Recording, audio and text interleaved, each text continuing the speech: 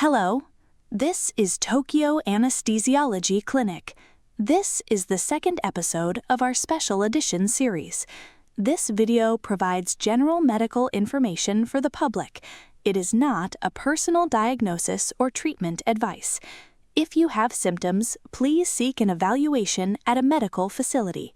In an emergency, please contact emergency services. Ketamine is a medical anesthetic. Its use must be managed under the supervision of a medical institution. In this episode, we will be using an AI avatar of our clinic director. The content has been supervised by the clinic director. I am Dr. Tori, the clinic director. Today, I will explain in a way that is easy to understand why ketamine may have an effect. But first, there is an important point to keep in mind. Research is ongoing into how ketamine may affect depressive symptoms. However, the exact mechanism has not yet been fully established. So today, I am not saying this explains everything. Please think of this as a broad map to help you understand the topic. Today's map has two key ideas. The first is neuroplasticity. In simple terms, this means the flexibility of connections in the brain. The second is the salience network. In simple terms, this is a system involved in what we feel is important and where our attention is directed. Today, I will explain these two ideas as not separate topics, but as connected ones. Doctor, today we have heard the terms neuroplasticity and the salience network. First of all, what is the basic idea in one sentence? In one sentence, the brain's connections may become a little easier to shift, and as a result, the traffic control inside the mind may also change. Neuroplasticity is about connections. The salience network is about traffic control. When we look at these two ideas together, it becomes easier to understand, without exaggeration, why relatively rapid changes may occur in some people after ketamine treatment. So let's start with neuroplasticity. This word sounds a little difficult. Neuroplasticity can be described as the flexibility of connections in the brain. The connections between nerve cells in the brain are not completely fixed. They can become stronger, they can become weaker, and the way they work can change. In other words, there is some room for the brain's patterns of connection to change. For example, when a painful state continues for a long time, the pathways of thinking and feeling may seem to become more fixed. A person may feel as if they keep going around the same mental route. Of course, this does not mean that depressive symptoms can be explained by just one brain circuit, but this way of looking at the brain can help us understand states such as, I keep returning to the same thoughts, or I cannot easily get out of the same emotional pattern. So neuroplasticity does not mean the brain is broken or the brain is completely rewritten. Is that right? That's right. This is an important point to avoid misunderstanding. We do not use a strong phrase such as, the brain is rewritten and that is why the person recovers. A more accurate way to say it is this. With ketamine, mechanisms related to neural connections may become more capable of shifting. There are technical explanations involving receptors and molecules, but we will not go into them deeply in this video. A more detailed explanation will be summarized in the companion note. So this is connected to why people talk about the possibility of ketamine working relatively quickly. Yes, that is a helpful way to understand it. In research and clinical settings, ketamine has sometimes been associated with changes that appear within a relatively short period of time and may continue for some time afterward. For this reason, researchers think that the effect may not be limited to a temporary feeling at the moment of treatment. Changes in patterns of connection may also be involved. However, the way people respond varies from person to person. It does not mean that the same change happens in everyone. But doctor, if we only talk about connections, it still feels a little abstract. For example, patients may say things like, I feel a little less trapped by the same thought, or the scenery inside my mind feels a little different. Connections alone don't fully explain that kind of experience. That's exactly right. This is where the salience network comes in.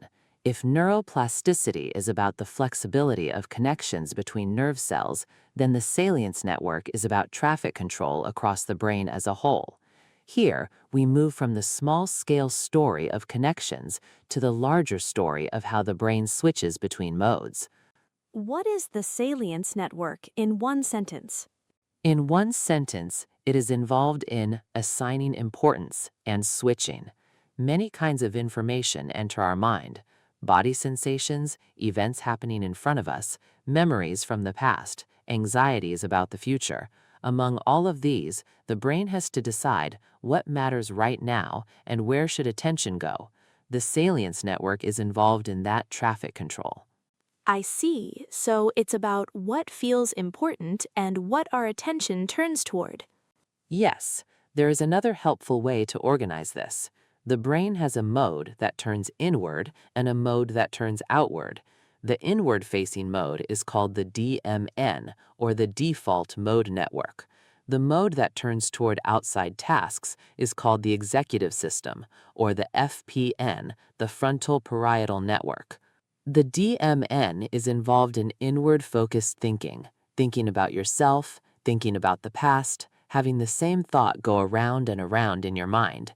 These kinds of states are related to the DMN.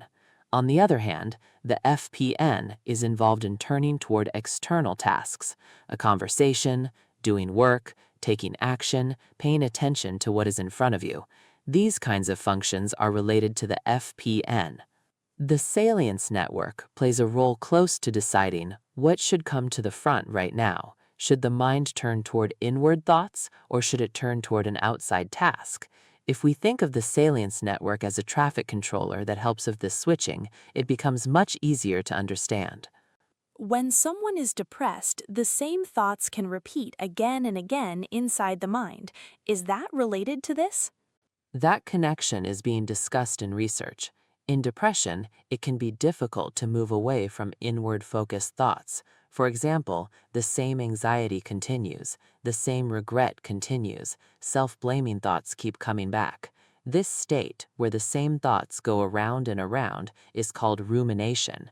The salience network gives us one way to understand why switching from that state may be difficult.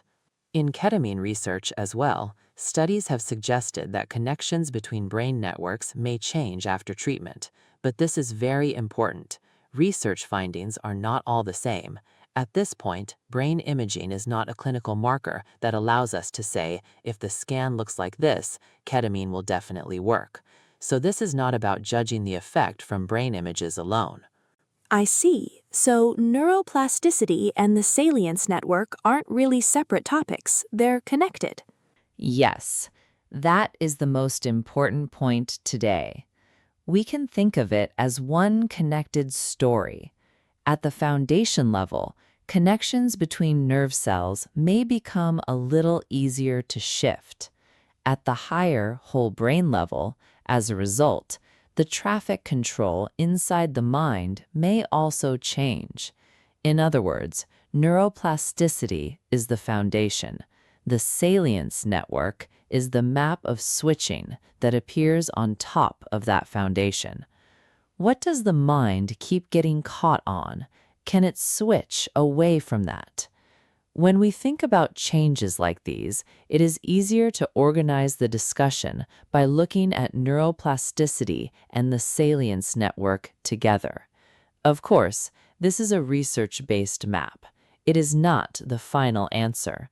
But if we want to explain ketamine's effects without exaggerating and without making the explanation too vague, it is natural to connect these two ideas. Finally, please summarize today's topic.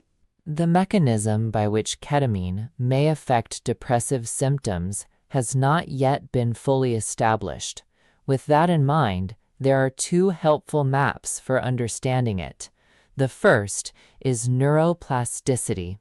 This is the idea of the flexibility of connections in the brain. The second is the salience network. This is the idea of assigning importance and switching. Neuroplasticity is about the foundation of connections. The salience network is about what comes to the front and how the brain switches. When we connect these ideas, it becomes easier to understand, without exaggeration, why relatively rapid changes are discussed in some people. And in actual treatment, safety management and individual medical judgment are always essential. Thank you very much.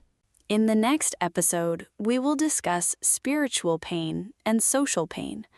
Supplementary explanations and references will be summarized in the companion note.